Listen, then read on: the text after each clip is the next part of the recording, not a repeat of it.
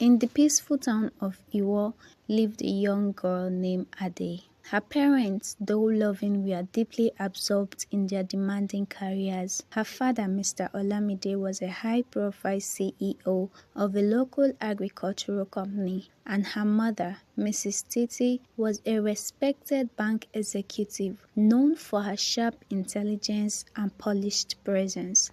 Their home was comfortable and well kept, but it often echoed with silence. Mr. Olamide left for meetings before sunrise and returned after dark. Mrs. Titi spent long hours at the bank, attending to clients and leading strategy sessions. Though Ade lacked for nothing materially, she yearned for more time, hugs, and bedtime stories. To help out at home, they invited a distant relative to live with them and to help them take care of Ade while they were at work. Ade's uncle Bode moved in with them. Bode, her father's younger brother, was known to be a good man, and everyone in the family trusted him. He often came around to help with household chores or spend time with Ade, who was always excited to have company. But over time, things began to change. Ade started to notice small but comfortable changes in Bode's behavior. What seemed like harmless affection at first soon turned into something she couldn't explain. One afternoon, as Ade sat reading her book in the living room, Uncle Bode entered, smiling as usual. "Ade, what are you reading today?" he asked, sitting down beside her on the couch. "I'm reading about the Yoruba gods," she answered, trying to focus on the book in her hands. Bode leaned in closer, his breath almost brushing against her ear. "Let me see." His hand moved to adjust her book, but as he did, his fingers started moving slowly and drawing up Ade's clothes. Ade felt a deep sense of unease as Bode leaned in closer. She instinctively pulled back, feeling her body tense. Something about his actions felt off, and she couldn't explain why. "Uncle, please stop," Ade said softly, her voice trembling. "What are you doing?" Ade had learned in school about personal boundaries and how it was okay to say no when something didn't feel right. Bode looked at her with a strange smile. "Oh, Ade, you are too sensitive." He laughed and stood up, patting her head. "You are just imagining things." But as he walked away, Ade's heart raced. She didn't understand what was happening, but she knew she didn't like it. Over the weeks, Bode kept on with these strange behaviors. One day, Ade found herself in the kitchen washing the dirty plates. Uncle Bode walked in, his usual smile fading into something more unsettling. "Ade," he called, his voice low and almost coaxing. "Come help me in my room for a moment." Ade hesitated. "What do you need me to do, Uncle?" He motioned toward the hallway. "I need help finding a paper. Just a minute." "Come on." He walked towards his room and Ade followed quietly, unsure but not wanting to refuse. Inside the room, Bode closed the door behind them. "Sit here on the bed, Ade," he said, his voice soft.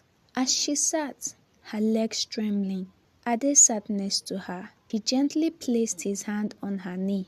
"You've grown so beautiful, Ade," he said. "You are a young lady now. I've always looked out for you." Ade pulled away quickly. "Uncle, please stop.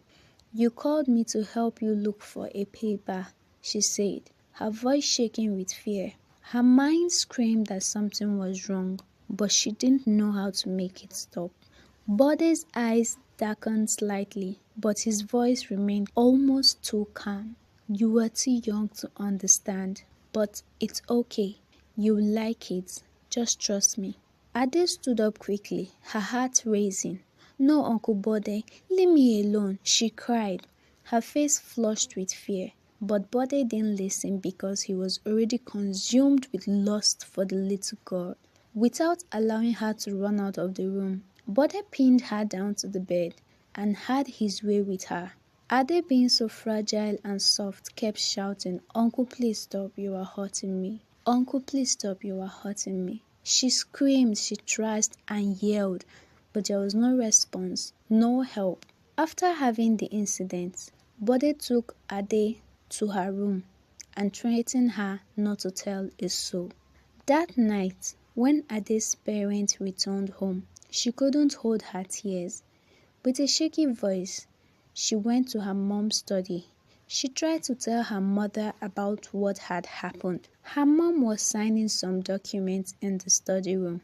"Mom, something happened. Uncle Bode," she began, her words fluttering as she recalled the discomfort that had happened a few hours ago. Her mother looked at her sharply, dismissing her feelings with a wave of hand. "Stop making things up," her mother said. "Your uncle loves you. He would never hurt you." "But Mom, I'm saying the truth. Please believe me." Ade stood frozen for a moment, the weight of her words dismissed so easily. Her heart sank as she felt misunderstood and alone. Slowly she walked to her room, the sense of being unheard and dismissed settling heavily on her shoulders. The final incident occurred one Saturday afternoon. Ade had been asked to clean the house while her parents were away. She was sweeping the floor when Uncle Bode entered the room. As usual, with a smile. "Ade, you are working so hard. Come take a break with me." She felt an icy chill in her inner stomach, but tried to push it aside. "I'm okay, Uncle," she said. He walked toward her, his movements slow. "You are such a good girl, always working hard, but you deserve a reward." He placed his hands on her back, rubbing it slowly. Then he moved his hand down to her waist. The touch was deliberate, lingering too long. "Uncle, please stop," Ade said, her voice breaking. "You are hurting me." Her whole body was trembling now, and tears was about to fill her eyes. She pushed his hand away, but he grabbed her arm and pulled her closer. "You will learn to like it, Ade," Bode whispered in her ear, but she was no longer listening. The room seemed to spin, and for a moment, Ade felt like she couldn't breathe. She pulled away, tears falling freely. "Please stop," she cried again, louder this time, desperate. Just then, she heard a knock at the door. Her mother had returned early from work, and she ran to the door and threw it open. She collapsed into her mother's arms, sobbing uncontrollably. "What happened?" her mother asked, her voice full of concern. Ade could barely speak, but she managed to choke out the words, "Uncle Bode, he hurt me." Her mother froze. The words didn't make sense to her. She looked toward Bode, who sat at the doorway, trying to appear calm. "What is this nonsense, Ade?" he said, but his voice trembling. Ade cried, "Mommy, he touched me, and it hurt. Please believe me. Mommy, I'm not lying. Please." Ade's parents were in utter shock, struggling to process the words their daughter had just spoken. They couldn't fathom that the person they trusted so deeply could be capable of such actions. In disbelief, they confronted Bode, but he vehemently denied everything, insisting there had been some misunderstanding. However, what Bode didn't know was that there were discrete cameras in the room of the house, installed by her father to ensure their family's security. When Ade's parents reviewed the footage, the truth became undeniable. The images revealed everything, including the fear in Ade's eyes as she tried to retreat from his touch. The horror of what they saw left them speechless and unable to ignore the reality of the situation. The police was called and a full investigation was launched. The truth soon came to light. Bode had taken advantage of his position as a trusted family member and used it to manipulate and hurt Ade. In the end, Bode was arrested, tried, and sentenced to prison. He tried to deny his actions, but the evidence was clear. Ade's bravery in speaking out led to justice, and it was a painful but necessary step toward healing.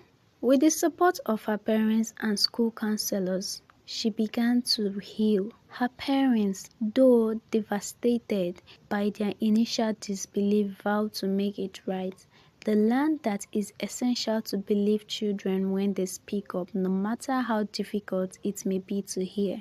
The moral lesson of this story is always listen to your children and take their words seriously. Children deserve to feel heard and supported. Another moral lesson is that a strong support system, including family and trusted adults, is crucial in helping children heal from trauma. No matter how difficult, speaking out can bring justice and healing. It's important to stand up for what's right. Healing takes time. Healing from trauma is a long process, but with love, understanding, and patience, it's possible to rebuild a sense of safety and trust. Thank you so much for watching. If you enjoyed this story and you learned one or two from this story, please don't forget to like, share, and subscribe for more stories that will educate, inspire, and empower you.